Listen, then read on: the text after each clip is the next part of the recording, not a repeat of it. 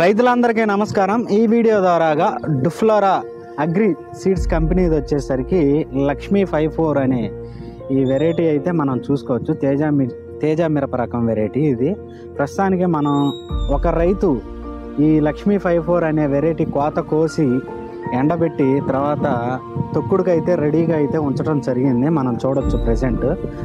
మనం ఏంటంటే చెట్టు మీద కాయ చూసినప్పుడు బాగుంది, తర్వాత ఎండిన తర్వాత కూడా ఎలా ఉండేది అనేది రైతుకి మనం చెప్పాలి. అది మన బాధ్యత. కాబట్టి ఏంటంటే కొన్ని వెరైటీలు ముడతలు వస్తే ఏంటంటే రేటు పడదు మార్కెట్ పరంగా చూసుకున్నట్లయితే.